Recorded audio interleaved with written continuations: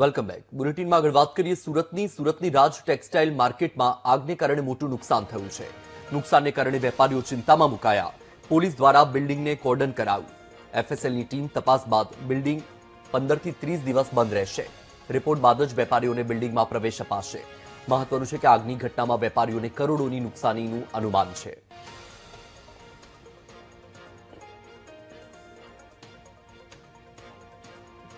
રાજ textile માર્કેટમાં લાગેલી આગને પગલે હવે વેપારીઓ મુશ્કેલીમાં મુકાયા છે, કારણ કે આગ 11 કલાક સુધી લાગી અને 20-22 કલાક જેટલો તેને આ આગને કાબુ લેતા થયો છે. અને હવે જે માર્કેટ છે તેના વાયરિંગથી લઈને તેના સ્ટેબિલિટી સ્ટ્રક્ચરને ભારે નુકસાન થયું હોવાથી હવે આ માર્કેટને બંધ કરી દેવાનો આદેશ કરવામાં આવ્યો છે.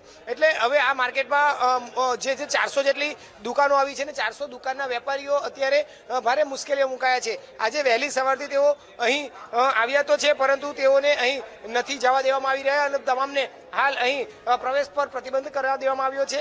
હાલ તો એફએસએલની ટીમ અહીં આવશે. તપાસ કર્યા બાદ 15 થી 30 દિવસ બાદ આ માર્કેટ ખુલે તેવી શક્યતા વ્યક્ત કરાઈ રહી છે. ત્યારે વેપારીઓ હવે પોતાના માલનું નુકસાન જોવા માટે અને તેઓને જે જરૂરી સામાન છે તે લેવા માટે હાલ આવી રહ્યો છે અને તેને લઈને અત્યારે હાલ અહીં ભારે ચહેલ પહેલ ચાલી રહી છે.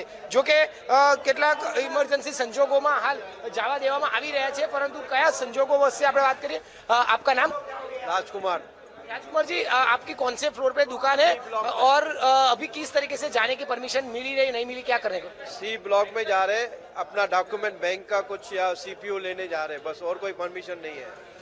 अभी आप व्यापार कर पाएंगे कि नहीं कर पाएंगे, ऐसा कुछ बोला गया कि क्या कहेंगे? 4-5 दिन तो बिल्कुल बंद रहेगा, उसके बाद देखा जाएगा. जिनको तकलीफ बिल्कुल नहीं है उनके लिए 4-5 दिन की तकलीफ है, उसके बाद नहीं रहेगी. अभी एफएसएल की टीम आएगी, फिर सब रिपोर्ट सबमिट होगी, उसके बाद अब तो मार्केट शुरू की जाएगी, ऐसी बात है. यानी कि 15-20 दिन लग जाएंगे, ऐसी बात है. जिसको नुकसान नहीं हुआ है वो व्यापारी भी इसके वजह से कितना परेशान हो सकेगा, कितना व्यापार को नुकसान सहन करने का? देखो, मार्केट में नुकसान हुआ है, मार्केट में फायर हुआ है, तो देखो नुकसान तो सबको ही हुआ है.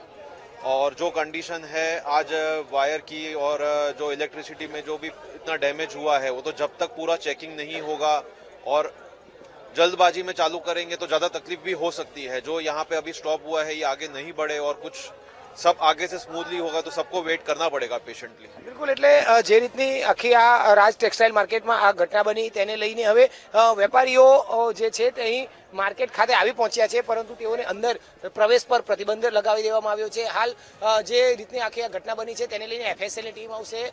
જે રીતની આખી ઘટના બની તેનો રિપોર્ટ લેવામાં આવશે, તેના સેમ્પલ લેવામાં આવશે. હાલ વેપારીઓને માત્ર તેઓના જરૂરી ડોક્યુમેન્ટ્સ છે તે લેવા જવા માટે એક એક કરીને જે ઓનર્સ છે તેઓને જ માત્ર પરમિશન આપવામાં આવી રહી છે. એટલે કહી શકાય વેપારીઓ હાલ ખૂબ જ પરેશાન છે, મુશ્કેલીમાં છે. ક્યારે વેપાર શરૂ થઈ શકે તેની કોઈ જ સ્થિતિ નથી, કોઈ સમય મર્યાદા નથી. એટલે વેપારીઓ ખરેખર આ પરિસ્થિતિને લઈને એક મુશ્કેલીમાં અને પરેશાનીમાં મુકાયા છે. કેમેરામેન સજ્જુ પારેખ સાથે ધ્રુવ સોમપુરા, વીટીવી ન્યૂઝ, સુરત.